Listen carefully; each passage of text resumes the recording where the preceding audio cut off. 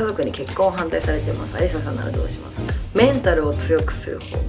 もう SK2 だね、ダントツで。もう違う星なんだ私たちってみたいな。アナを選ぶ理由は何ですか？全部まるっとこう受け入れられると思うから。はい、ということで今月の Q&A をやっていきたいと思います。はい、今はね LA に来てるんですが、ロスでもね Vlog 撮ってるのでぜひお楽しみにしていてください。じゃあタイマーをセット。すごい今回もたくさん質問がすごいたくさん質問をいただいていて、いつも通りねやっていくんですが、まず次回の振り物日程決めましたかということですが、まだ決めてなくて、秋ぐらいにやりたいと思ったらもう秋になっちゃうよね。10月ぐらいにできたらいいなと思ってます。みんなにも会いたいし、やるとしたらとりあえず次は東京かなと思います。ドライヤー何使ってますかということで、今はこの間インスタ、Vlog とかでも出したのかなの、ダイソンのドライヤーを使っています。色もすごい可愛いし早く乾くし、ブローのツールとかもすごい使えるので、最近は結構乾かした後にブローしたりとかして寝るとやっぱねまとまりが違うのと、あとやっぱドライヤーもそうだけど、モルフォヘッドスパなんだけどヘアトリートメントケラチンもやってくれて、そこに通いだしてからマジで髪が超状態良くなって、今回もロスに来ててもすっごい触っちゃうぐらい、今ちょっと髪昨日なってないんですけどだからあれなんだけど、もうサラッサラなの。洗い上がりも乾かした後もそう、ヘッドスパを起用しながらドライヤーはねいいのを使って、ドライヤーってマジで大事だと思うから今ダイソン使ってます。アリサさんの周りの方は元彼とまだ連絡取ってたりつながってる人多いですか？人によるけど大体みんなつながってないね。みんなは元彼はみんな切ってるかな。彼から人徳を感じられないと家族に結婚を反対されてます。アリサさんならどうしますか？家族が良くないって言ってるってことか。けど好きなんだもんね。それが誤解なのであれば誤解を解く努力を自分でもする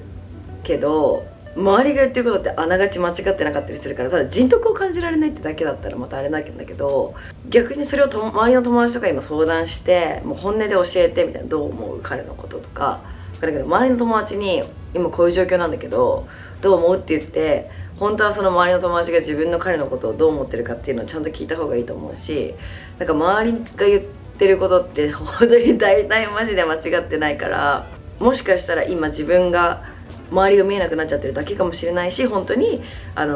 親御さんの誤解かもしれないから、そこは家族だけじゃなく友達とかにもちょっと相談した方がいいんじゃないかなと思います。日焼け止めを腕とかに塗ると服やカバンについちゃったりしませんか？それが嫌で服選びに困ってます。いや、日焼け止め塗ってちゃんと体に馴染んでからだったら全然問題ないと思うから、そんなにあんま服につくわとか気にしたことないかも。洗えばいいかみたいな思っちゃう。好きなお酒は何ですか？友達と飲む時はワインが多いですか？ということなんですけど、私はビールがすごく好きで、ビール、ワイン、日本酒ぐらいしか正直飲めないんだよね。焼酎が飲めなくて、でウイスキー、ハイボールとか無理して飲むかな。もう飲むものがないからね。だから飲み行ったりとかすると結構困る。クラブとかもすごい困る。ビールは 1,2 杯でやっぱさお腹いっぱいって感じになるし、クラブとかに行くと、ジントニックか居酒屋っていうかバーとかだったら、ハイボールだけど、ハイボールも全然美味しいと思って飲んでないから、だったらもうテキーラとか飲んでチェイサーとかしてる方、チェイサーオレンジジュースとか飲んでる方がいいかなみたいな思っちゃう感じで、ワインはすごい好き。友達と飲む時は確かにレストランとかだったらワイン開けて一緒に飲んだりとか。けどうちらそもそもその仲いいメンバーとかで、若い子たちみんな飲まないからさ、お酒。その同年代の仲いいいつもいるメンバーたちは、お母さんたちは飲まないっていうか、授乳中とかだと飲めなかったりとかあるけど、もともとすごいパーティーだったから、今こうちょっと大人になって一緒になんかワインを開けたりとか、そういう お酒をたしなむっていうことが一緒にできるようになって、それはすごいなんか大人になったなというか楽しいなって思うかな。だから友達と飲む時はビール、ワイン、お寿司屋さんとかだと日本酒も飲むかなって感じです。メンタルを強くする方、私メンタル強いのかな。ポジティブなだけでメンタルが強いの、強いのかもね。なんだろう、でもメンタル強くするっでメンタルが弱いってそもそも性格ももちろんあるし、変えたくて簡単に変えられることではないと思うんだけど、それこそさ、なんか他人軸になってるからメンタルって弱くなるんじゃないかなって思う。自分だけその自分の軸で生きて、自分が別に恥じないことをしてたら、自分自身に対して全部まるっとこう受け入れられると思うから、自分が承認してあげる自分のことようになれたら、メンタルも自然とこうメンタルを強くするためにそうじゃなくって、逆だね、そっちになれたらメンタルも自然と強くなっていくんじゃないかなって思うんだけど、どうなんだろう、どうなんですか。アリサちゃん大好きです、ありがとうございます。アリサちゃんはヤフーニュースなどネットニュースを見ますかということで、私これ一回書いて叩かれたんだよね見ないんです、ニュース。テレビ見ない、ニュースサイト見ないので、基本 SNS とかから今こういうことが起きてんだっていうのを見て、それで自分で気になることは調べたりとかするけど、飛行機でニュースが流れてて、それをこうぼーっと見てて、悲劇しかないんだよね。事故とかのニュースもそうだし、世界で起きてることとか大きなこととかはもちろん把握はしてるけど、細かいニュースとか本当にあんまり見てないか。みんなどのタイミングでさ、ネットニュースって見るんだろう。普通に LINE とか開く感覚で LINE ニュースとかポンって押すのかな。なんか TikTok もそうなんだけど、 TikTok を私開くように心がけてるのね。やっぱ追いかけてなきゃいけないと思うから。けどそれを意識しないと、やっぱ平気で1週間2週間とか TikTok 開かないとかいう感じだから、習慣づけたら見るようになるのかな。もうなんかそう、みんなはどのタイミングで見てんだろう、気になる。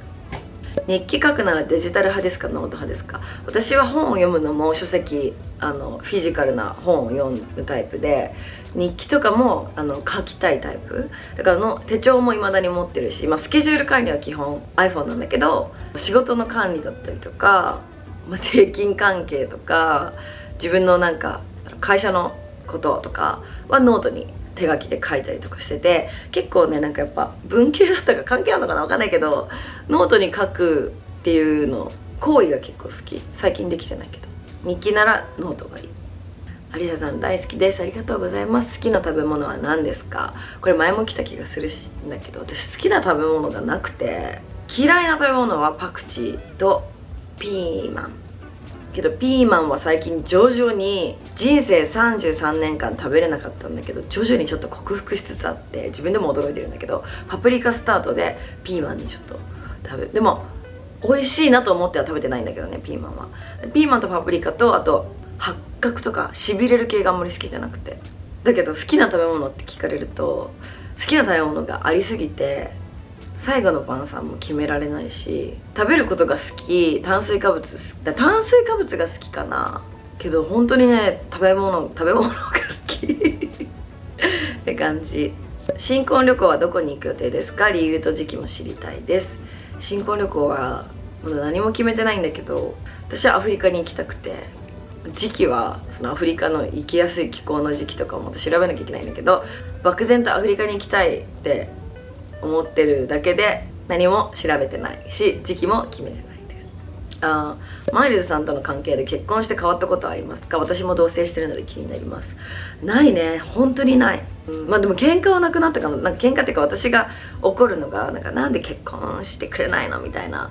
のとか、なんかそこに紐づいてたことが多かったから、それがなくなったから喧嘩がなくなった。小言は言うけど私未だに。でも結婚して変わったことは本当にないな。何もないよく見る YouTube チャンネル教えてください。 YouTube ってリビングアロンダイアリーズは基本必ず見てて、あとはもうおすすめに出てきたやつ、防具とか、あと K-POP でしょ。あんまりそのチャンネルで誰か見てるって結構いろんな人がなんかおすすめで出てきたら見るかな。リビングアロンダイアリーズのミシェル・チョイちゃんは必ず見てて、滝巻さんのは見てる。全部はもちろん見れてないんだけど、やっぱ滝巻さん見ると元気が出るし、私もこうなりたいなって思うから滝巻さん見てる。あとヘイリーでしょ。あと私が大好きなジェン・イムちゃんも見てるし、あとジアちゃんはお一人島出る全然前からめっちゃ見てた。可愛すぎて。そんなもんかしら。コンスタントに見てるのはその辺かなと思います。ありさちゃんがずっと使ってるアヨンのスキンケアありますか？もう SK2 だね、ダントツで。スキンケアに関しては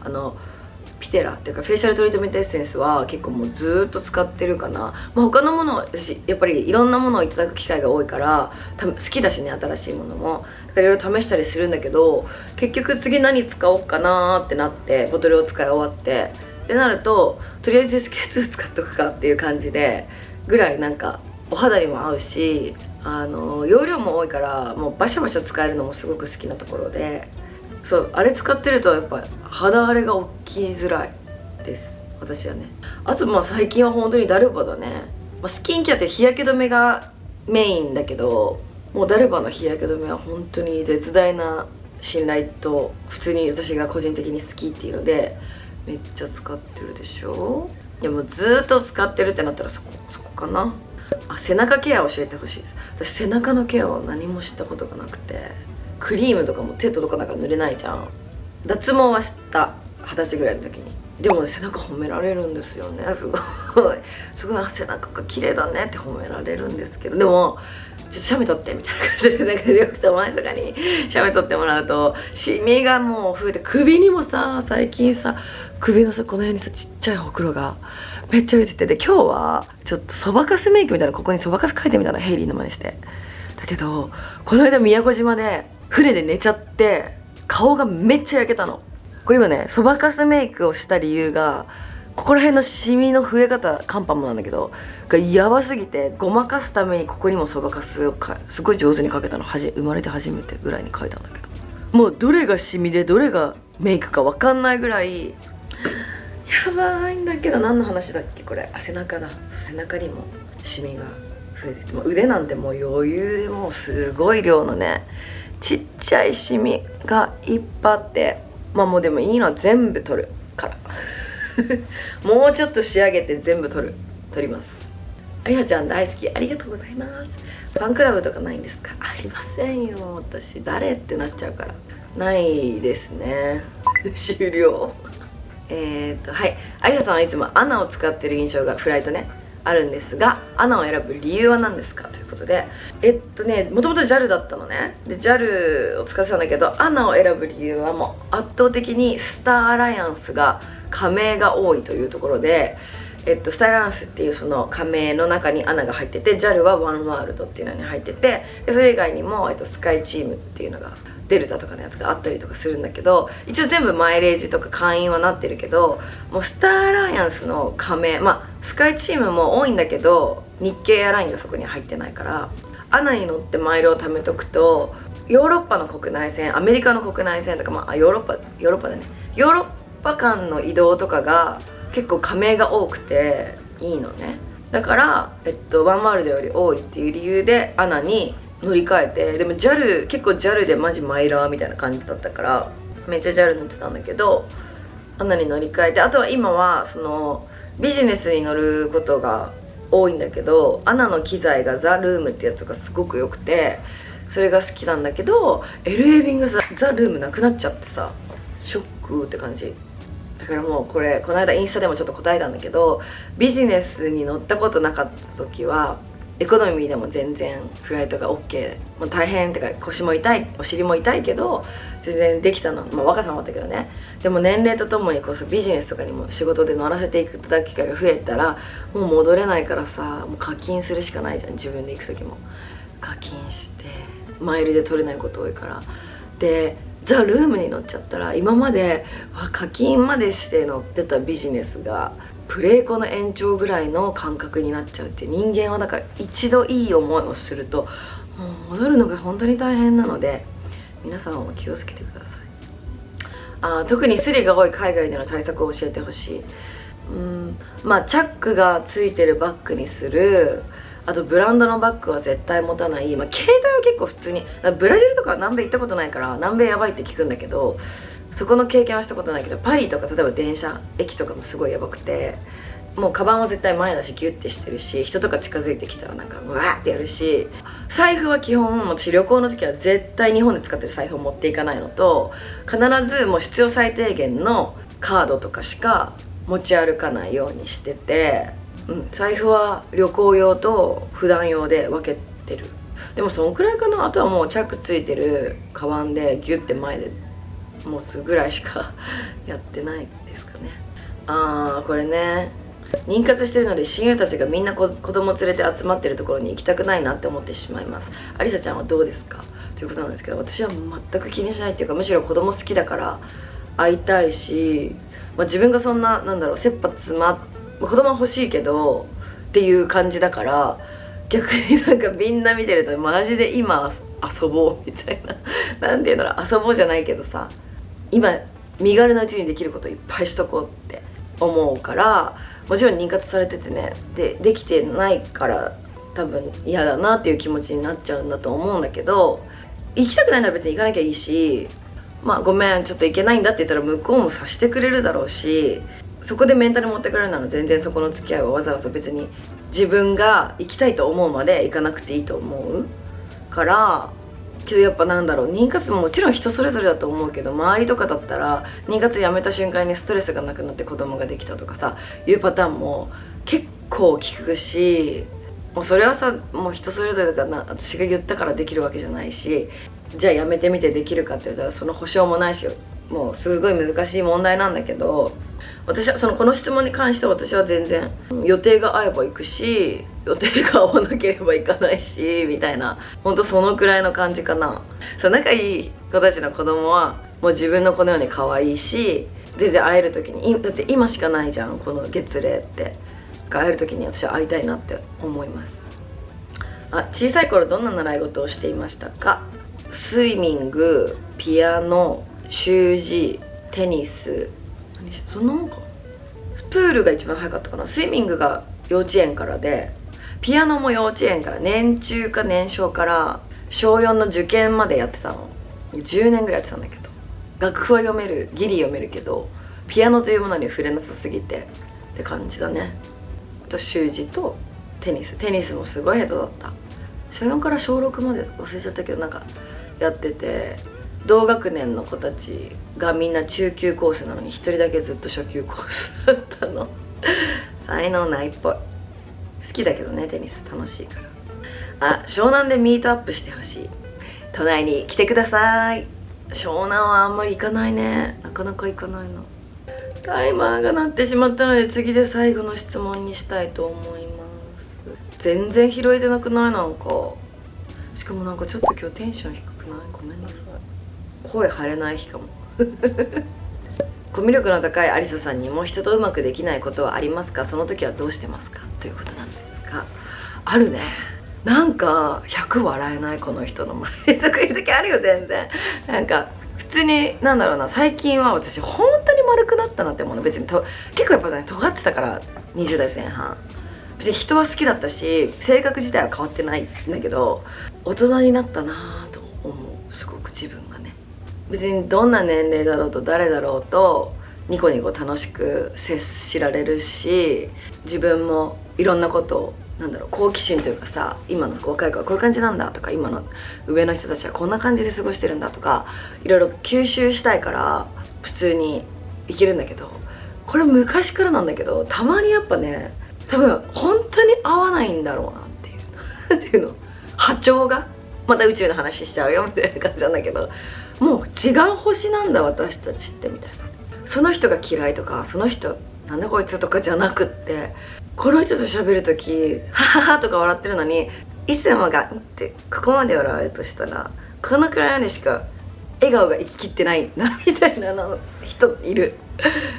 今誰とかパッて思いつくわけじゃなくて、こう話しててもそうみたいな、違う人が同じこと言ってもこの人だったら100笑えるのにこの人だと80しか笑えないみたいなとかいるし、全然うまく対応できない人とかもいるけど、別にそれはその場のみというかさ、別に仲良くする人は自分で選ぶべきだから、80しか笑えない人と仲良くっていうかずっとよく会ったりする必要もないと思うので、だからコミュ力は自分も確かにあるっていうか、そこで苦労したことはないからあれだけど、うまくいかない人とか、全員が全員コミュ力あるわけじゃないし、コミュ力がない人ももちろんいっぱいいて、だからそういう人同士で意外と意気投合、ちょっと喋ってみたら意気投合しちゃったり、とかもあるからさ、そういう意気投合する人をこう集めていって仲良くしていったらいいんじゃないかなと思います。はい、というわけで今日はちょっとテンションが低めだったかもね、ごめんなさい。久々のロスなんです。私結構9ヶ月ぶり。家中ほこりだらけですね。私が置いていった服にすごいいろんな塵みたいなものがかかってて、はい、というわけで今からじゃあご飯食べに行ってきます。今月も質問みんなたくさんありがとうございます。なんか今回あんまり拾えなかった気がするんだけど大丈夫かな。はい、というわけで最後まで見ていただいてありがとうございます。また来月も Q&A やるので毎月皆さんお待ちしてます。また次回のビデオでお会いしましょう。バイバーイ。